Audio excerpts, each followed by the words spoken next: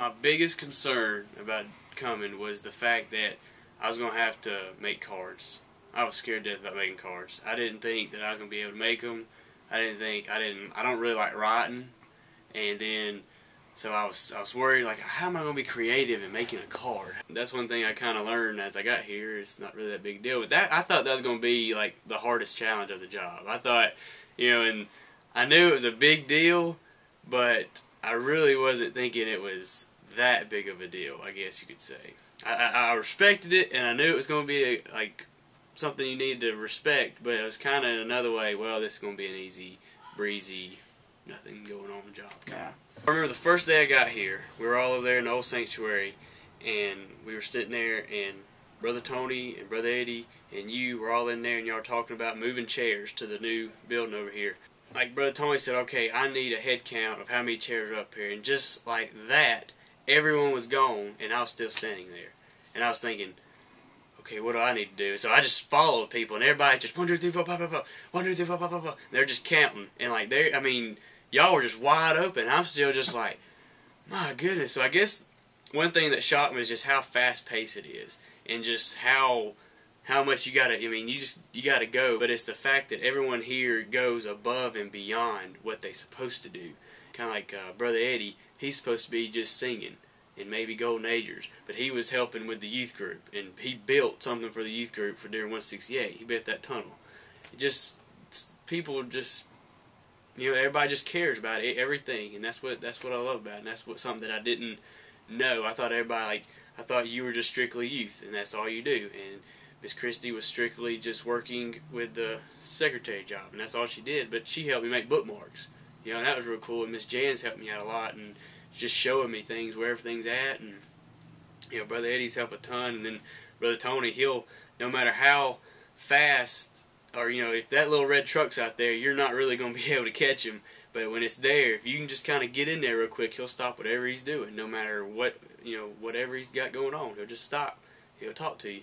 He'll sit there, and it's almost to the point where you're like, okay, I need to go, because he'll just sit there and talk to you and preach with you. Well, we started the RPM, which is Revelation Prayer Ministry, and what that is designed to do is to, for the students come here before Crossroads starts, and we got a list of things such as praying for maybe space in the youth group, praying for leaders in the youth group, praying for the service that night, upcoming activities, just things of that nature.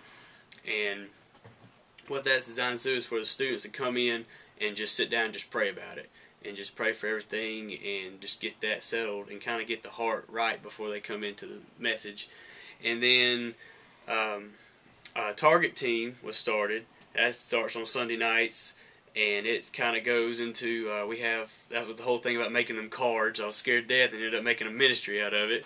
And so we print out a bunch of cards, probably got a stack full, and then what they do is students come in early before discipleship training starts, and they come in and just write cards to people that have been coming lately, just saying, hey, we miss you, or maybe it's encouragement cards saying, hey, just want to let you know I'm praying for you, and just simple things like that. And it's really cool because, I didn't think nobody would really do it, but you start out with a stack that high, and you end up with a stack, that high, and so the next day you spend at least 20 minutes just trying to get everything sent off in mail.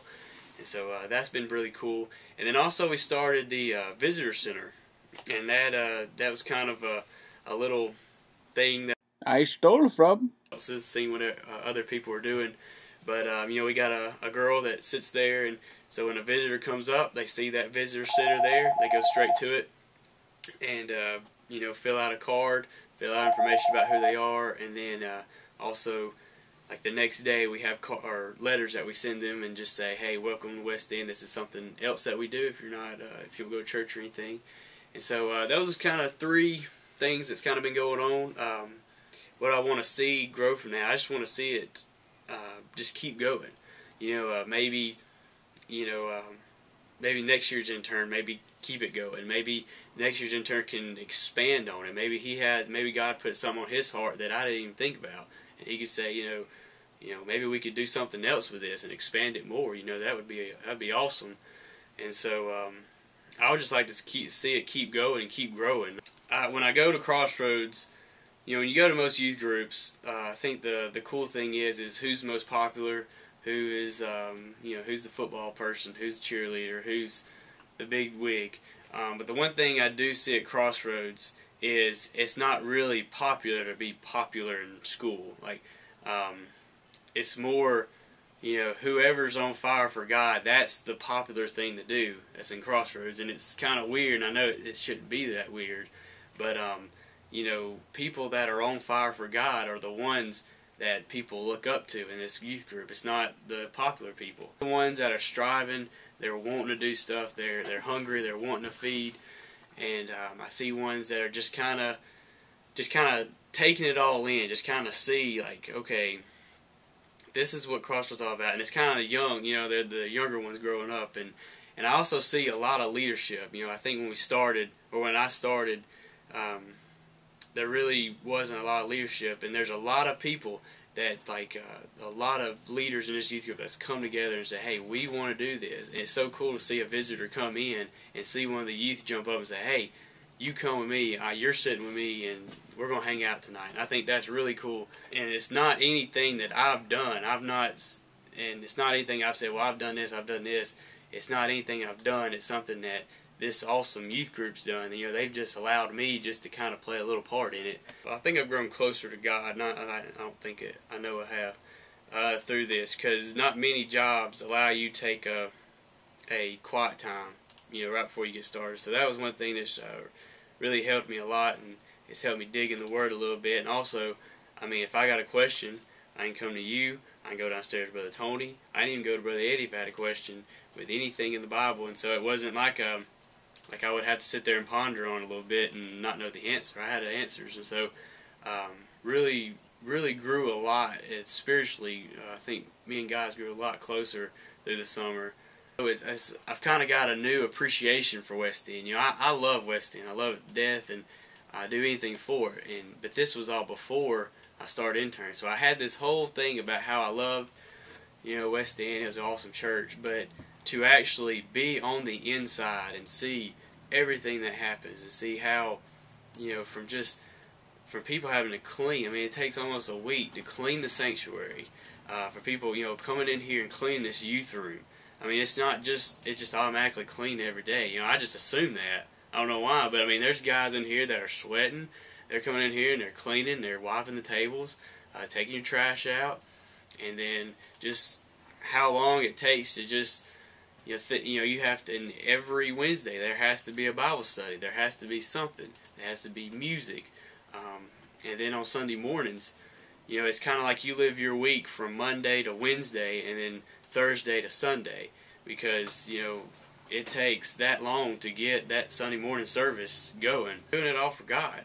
God didn't halfway do all His stuff.